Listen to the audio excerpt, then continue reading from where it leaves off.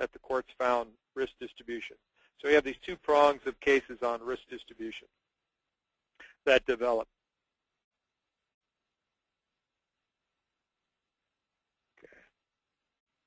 All right, now on the third-party theory, we have the Gulf Oil saying 2% third-party premiums was not enough.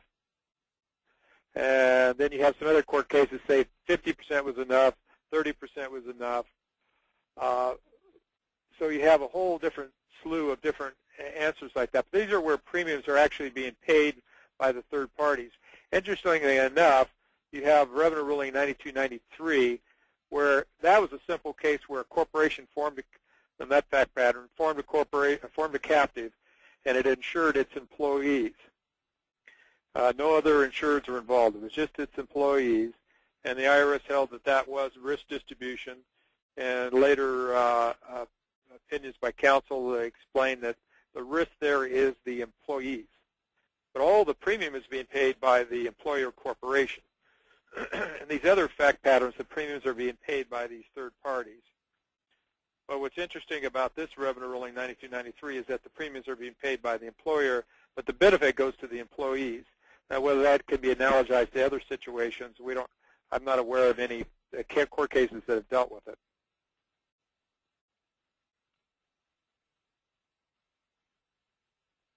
Okay. All right, here's the Harper's Group case. This is the Ninth Circuit case. Basically, 29% of premiums coming from third parties, which I think were customers of the Harper's Group. Then they had some brother-sisters companies. Now, the IRS in a year or two ago in a private letter ruling ruled that where there was one insured that was related to the owners of the captive, it was putting in about 70% of the premiums, and 30% was coming from third parties. The IRS distinguished the Harper Group case, or attempted to, by saying, well, in Harper's there was other brother-sister companies, so you can't really rely upon it.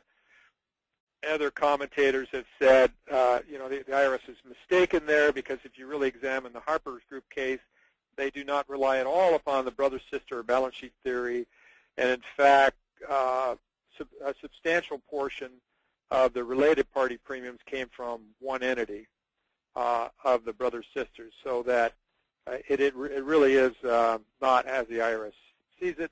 But of course, again, whoever wants to charge up San Juan Hill, you have that particular issue. The IRS sees it differently, which is not uncommon than some of the captive commentators. All right, and the other theory, of course, is the balance sheet or brother-sister theory.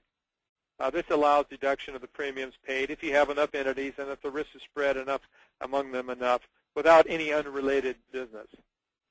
There's several court cases. Humana is usually the one everybody points to as the leading case on this. And here's just the design of how Humana was. Another court case says, I don't know the exact amount of brother-sisters, but there's another court case, I think the Crawford court case said there's something like 22 or more subsidiaries that were actually insured, although I've heard a different number elsewhere. And in this court case, the court held that the holding company premiums paid to the captive were non-deductible, but the brother-sister premiums were deductible.